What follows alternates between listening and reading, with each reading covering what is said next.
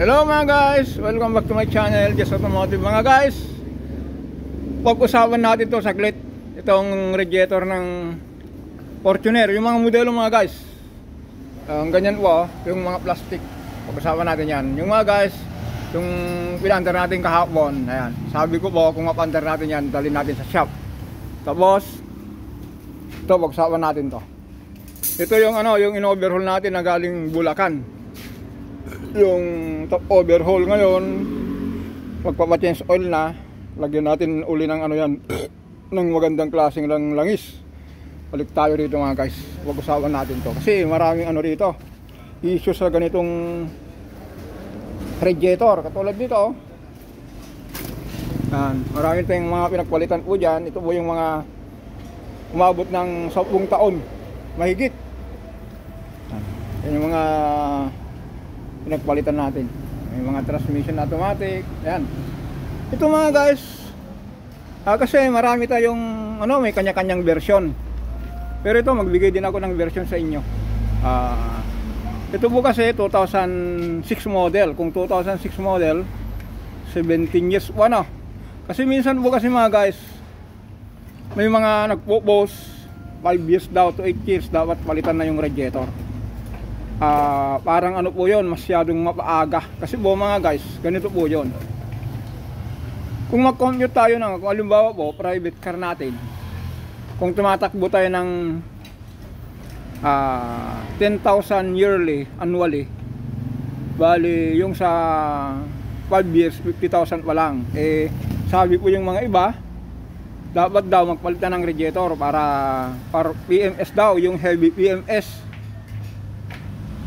Parang napaaga masyado yung mga guys. Kasi kung kahit sa Kasabo, hindi po nire-recommend po ng ganun. Basta po masunod po yung preventive maintenance. Halimbawa po, kung kailan po mag-drain ng tubig. Kasi po mga guys, yung coolant po, hindi pong pang forever po yun. Kailangan meron din pong lifetime ang tinatawag doon. Parang tawa andito na naman tayo Yun mga guys, kung mapansin nyo po ito, tanso na po niyan. Kasi ganito po yun. Kaya po po niya, linagyan ng tanso, napungkal po yun. Hindi nag-ingat yun, nagpalit ng pump belt, napungkal, pinalitan ng tanso. Pero kung pansin nyo po mga guys, kulay itim pa, hindi pa nag-brown. Pero ito mga guys, may crack na po ito. Kung napansin nyo po niyan, crack na po niyan.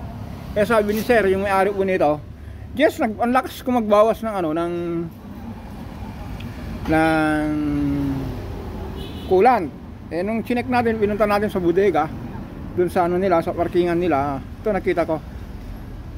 Pero ang tinakbo nito mga guys, hindi pa natin i-check na lang natin mamaya. I-update ko na lang po sa inyo.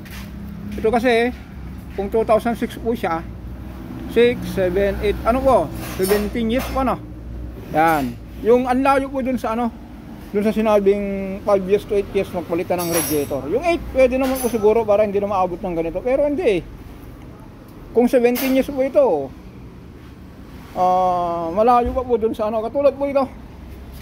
Yung isa po, yung Kia na ginawa natin, 2000 po yun, 2003. Ilang taon na po yun. Ngayon pa lang pinalitan. Ito 2006, ngayon pa lang pinalitan. Kaya masyado pong mapaaga po yung yung 5 to 8 years. Yung sinasabi nilang heavy PMS. Para maiwasan yung mga guys yung makakaroon po ng carbon po sa mga turbo. Dapat po alaga kayo sa air cleaner. Tama po yung viscosity ng langis na ginagamit. Huwag nyo pong i-overuse yung langis. Halimbawa po, magbigay na naman ako ng sample. Yung polysynthetic po nakalagay po doon, standard po noon 10,000. Yung yung premium po na polysynthetic. Kung sinabi kasing polysynthetic po niyan 10,000, huwag nyo na pong isagat sa 10,000. Kasi po, po yon? I-consider na natin yung traffic. Kung dati dito sa Antipolo, Mayamot hanggang Cubao, kung walang traffic, tinatry natin kung nagsusundo tayo ng terminal sa nagsusundo tayo sa terminal, parang 30 minutes lang. Pero kung ganito, ordinary days, traffic, abot tayo ng almost sa kalating oras. Kaya yung makina umaandar, yung langis po nagagamit. Kaya mag-list tayo ng 2,000 dun sa full synthetic. Ngayon kung kung mineral oil naman, yung pang 5,000, gawin yung 4,000. Yung 10,000 po para dun sa yon sa traffic. Ganun lang po. Para po maiwasan nyo po yung masyadong carbon yung intake, lalo na po sa mga Montero. Yan, madalas po yan, Montero. Yung mga modelo ngayon na high ace, mas po yan, mas madalas mag-carbon kaysa yung mga ganito na D40. Ito po, D40, ano po ito? Sabay na lang natin ito na magpalit ng ng timing belt. At saka yung yun ang sabihin natin sa may-ari. Kasi sabi niya, Jess, wala pa naman ako nararamdaman, pero may nakikita na akong mga tagas. Pero wala pa akong budget yan. Medyo mabigat yung pagsabayin ko yung radiator at saka yung mag-update din daw tayo rito kung kailan at kung gaano kadumi yung basta suggest ko lang mga guys, para maiwasan nyo po makarbon po yung intake nyo po, gagamit po kayo ng tamang PMS o kaya yung tamang langis. Yung air cleaner po, huwag nyo na pong ilinis, kasi kung lilinis nyo po yun, sisiksik yung yung buhangin din sa loob, halos magbabara din. Makita nyo lang po, parang parang lumilipad, pero sa totoo lang mga guys, yung pressure po na ginagamit po natin, yung malalaki po nun, sumisiksik po sa filter yon.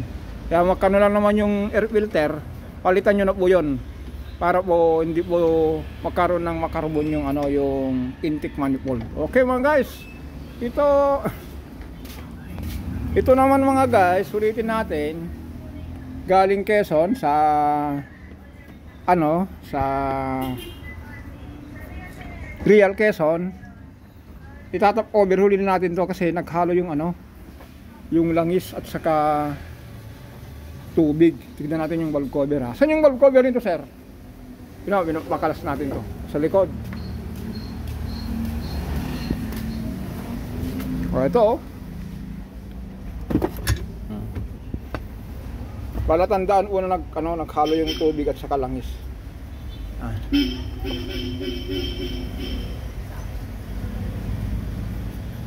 Ganun lang mga guys.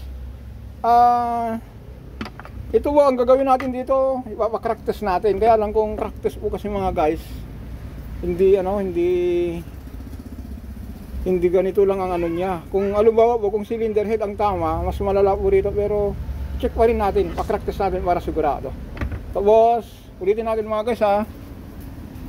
Yung radiator po, yung mga nagtatanong po kung anong magandang radiator, i-promote natin si Eversense mga guys. Nung 1990s, auto supply pa tayo, si Evercool po, wala akong lumalabas na na plastic, puro tanso. Ngayon po, tanso na po ang plastic na rin po. Gumaya na rin po sila sa original. Kasi po mga guys, yan po ang pagka-disenyo po niyan. Kasi kung tanso po kasi niyan, parang hindi nasisira.